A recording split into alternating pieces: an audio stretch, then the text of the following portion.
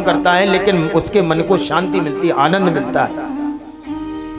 मैंने तो इतने सारे ग्रंथों की रचना कर दी लेकिन मेरे चित्त को शांति नहीं है। आखिर कौन सी कमी रह गई जिससे मेरा चित्त शांत नहीं हुआ? तब नारद जी कहते हैं, व्यास जी, हंस मोती चुगता है, हंस मोती चुगता है, कौओं के साथ रहना पसंद नहीं करता। उसी प्रकार आपने जितने भी ग्रंथ लिखे, अनेक अनेक शैली में लिखे, जिनकी भाषा बड़ी क्लिष्ट थी, बड़े विशिष्ट हैं, बड़े अच्छे अच्छे ग्रंथ हैं, लेकिन आपने किसी भी ग्रंथ में गोविंद के गुणानुवादों का वर्णन नहीं किया। इसलिए व्यास जी, जब तक आप गोविंद की कौमुदी का, गोविंद के गुणों का, माधव के स्वरूप का आनंदमय रसमय रूप में विस्तार नहीं करेंगे, तब तक आपको चैन मिलने वाला नहीं है। चलिए इस बात को लेकर हम आपको एक पुरानी कथा सुनाते हैं। व्यास जी, नारद जी कहते हैं कि मैं पूर्व जन्म में एक दासी का पुत्र था। मेरी मां संतों में बड़ी श्रद्धा रखती थी, बड़ा आवभाव रखती थी। संत घर में पधारते तो उनको विधिवत रूप से स्नान कराती, उनके विश्राम का स्थान बनाती, उन्हें भोजन कराती, और जो महात्मा लोगों का उच्छिष्ट प्रसाद था वो हमारी माता मेरे साथ मिलकर पाती। थोड़ा थोड़ा जब मैं बड़ा होने लगा तो मैं घर में रोज का यही कारण देखूं तो मेरा भी मन संतों में रमने लगा, मुझे भी बड़ा आनंद आने लगा। एक दिन एक महात्मा जी घर पधारे, बहुत दिन तक रहे, माता जी ने सेवा की। मैंने भी सोचा, मैं भी सेवाकारी में लग गया। एक दिन मैंने संत जी से पूछा कि महाराज, मुझे भी घर छोड़ने की आज्ञा मिल जाए, मैं भी आपकी तरह संत होना चाहता हूँ, भगवान में मन लगाना चाहता हूँ। मेरा भी अन्य बालकों की तरह खेलने कूदने में मन नहीं लगता, मेरा संसार के प्रलापों में कोई आनंद नहीं आता, मुझे तो बस केवल हरि के, भगवान के भजन करने में आनंद आता है, आप मुझे अपने साथ ले चलिए। तो भारतीय परंपरा के अनुसार संत ने कहा कि नारद, अगर तुम मेरे साथ जाना चाहते हो तो एक शर्त है, अपनी मैया से पूछो, अगर मैया तुम्हें संत बनने की आज्ञा दे देती है तो मैं अपने साथ तुम्हें ले चलूं। नारद जी बोले, मैया कहाँ से आज्ञा देने वाली हैं? मैया तो सपने सजाए बैठ रही हैं कि मेरा बेटा कल के दिन दूल्हा बनेगा, घर में छोटे छोटे नाती पोते किलकारियां कूदेंगी, मैया तो आज्ञा देने वाली नहीं है। तब संत जी ने कहा कि अगर मैया आज्ञा देने वाली नहीं है तब एक काम करो, जिस दिन मैया यहां से पधार जाए तब तो तुम्हारे ऊपर कोई नहीं है। बोले नहीं, कोई नहीं है, मैं और मैया अकेले हैं। बोले फिर आना, फिर तुम्हें हम दीक्षित करेंगे और फिर तुम्हें अपने साथ अपनी मंडली में रखेंगे। नारद जी धीरे धीरे धीरे धीरे अपने मैया के साथ संतों के द्वारा सिखाए हुए मार्ग पर चलने लगे, बड़े पवित्रता से रहते, आनंद के साथ जीवन बिताने लगे।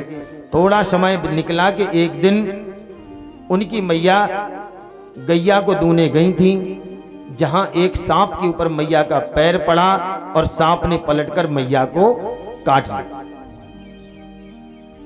एक बालक दौड़ता दौड़ता आया, सुनो भैया भैया भैया, बोले तुम्हारी मैया को सांप ने काट लिया। बोले जैसे ही मैंने सुना मैं तुरंत उछल पड़ा, मुझे तो आनंद आ गया, लेकिन ऊपर से बुरे मन से मैं उधर की ओर भागा, मैया के पास गया, लोक रीतियों को निभाया, मैया का शरीर का अंत्येष्टि किया। इसके बाद तर्पण अर्पण और जितना जो सब होता है वो सब कर दिया। करने के बाद जैसे ही जब मैं इन सब चीजों से निवृत्त हुआ तो उन महात्माओं की खोज में मैं उत्तर दिशा की ओर चल पड़ा और मार्ग में चलता जाऊं और विचार करता जाऊं कि परमात्मा का बड़ा अनुग्रह है मेरे ऊपर कि देखो, मैं उन संतों के साथ लगना चाह रहा था और भगवान ने ऐसी कृपा कर दी कि मैं उन संतों के साथ पहुंच गया और मैं बड़े उत्साह के साथ उसकी ओर निकल रहा था।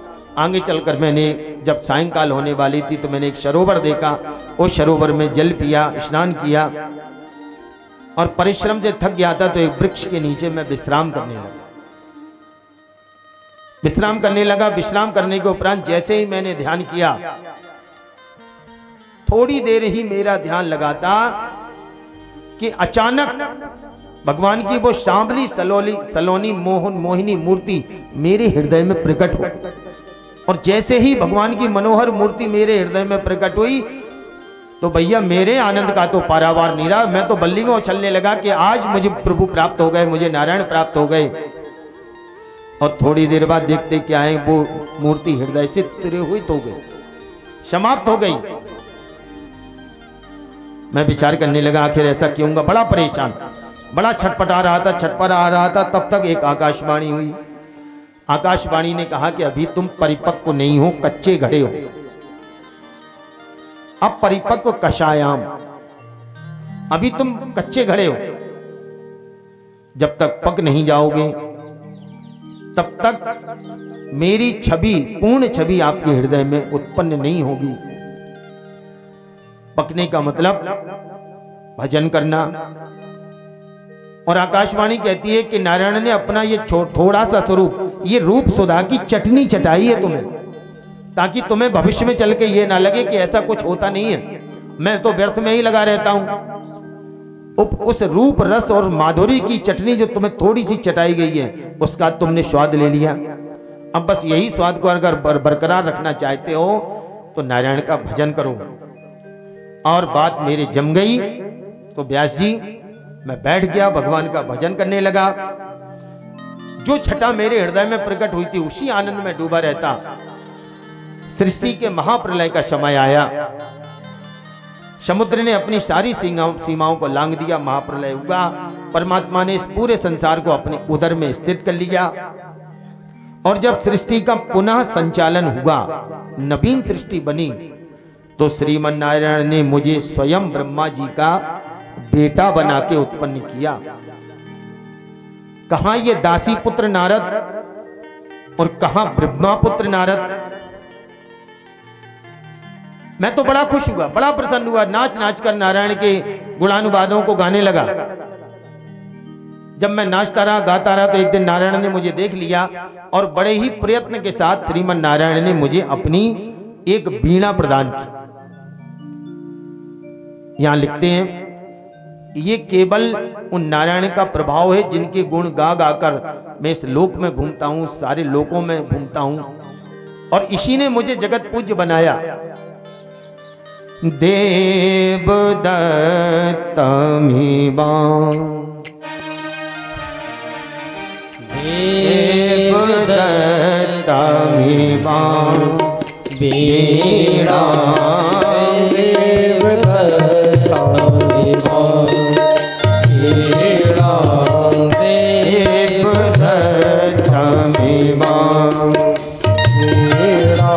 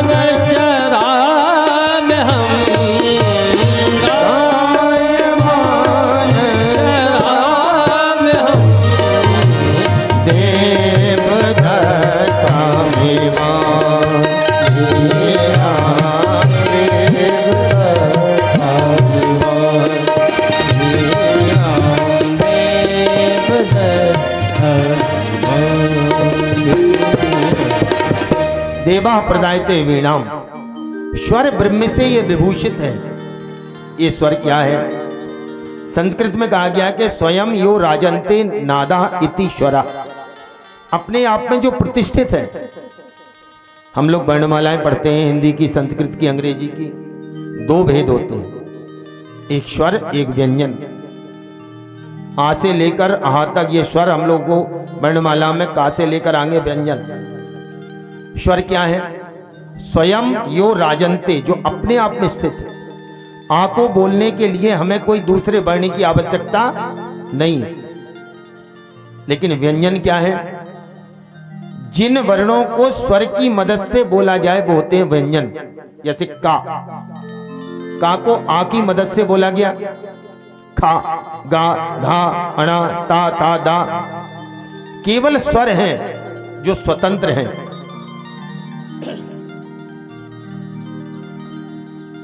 सात प्रकार के स्वरों का संस्कृत में, संगीत में भी वर्णन है।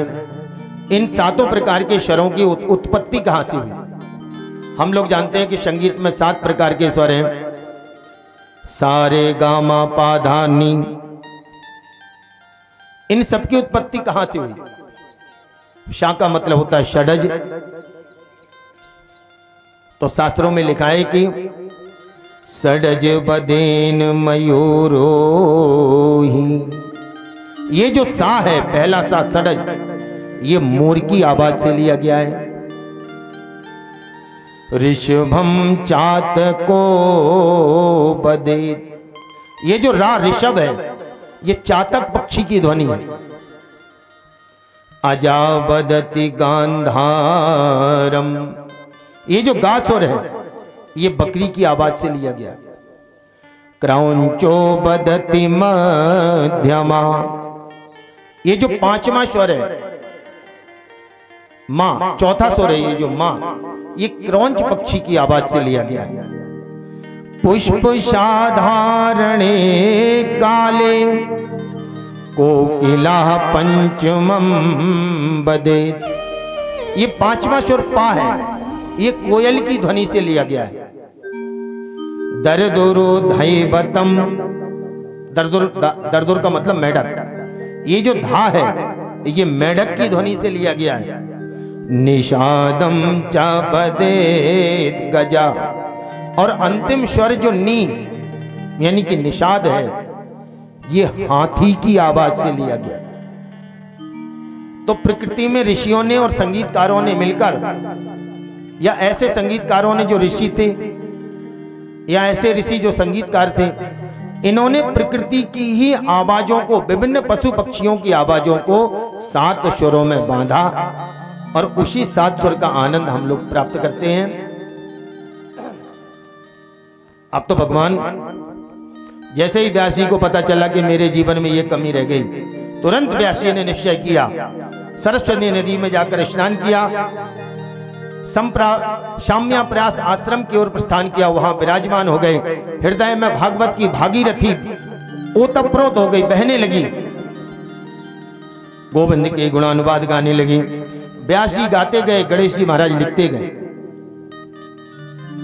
और कुछ ही समय में परमहंसों की ये पावन संहिता, जिसमें 18,000 श्लोक हैं, ये प्रकट हो गई।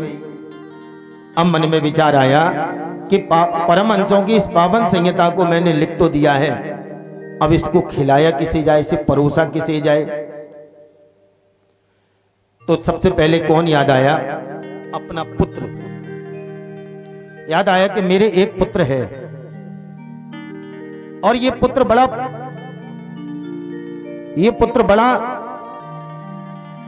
परमहंस है, बड़ी अद्वैत अवस्था है। अब इसको ढूंढूं कहां ढूंढने जाएं बेटे को? बेटा तो बाल्यकाल से ही गायब है। तब उन्होंने अपने 1-2 शिष्यों को बुलाया, बोले बेटा ऐसा करो, सभी लोग भागवत के कुछ श्लोकों को याद कर लो। उन श्लोकों को याद किया। बोले और जिस ओर मेरा बेटा सुखदेव है, जिन जंगलों में निवास करता है, उन जंगलों की ओर जाओ और इन श्लोकों का गायन करो। मुझे पूरा विश्वास है कि जब नारायण के, जब श्री कृष्ण के इतने रस स्वरूप श्लोकों को वो सुनेगा तो उस पर प्रभाव हो जाएगा। वन में गाता एक शिष्य चला जा रहा था। बरहा पीडम नटवर बपु कर्णियो कर्णकारम बिभ्रद्वाशा कनक कपिशम वैजयंती चमालम रंध्राण वेणोरधर सुधया पूर्यन गोप वृंदैर्य वृंदारण्यम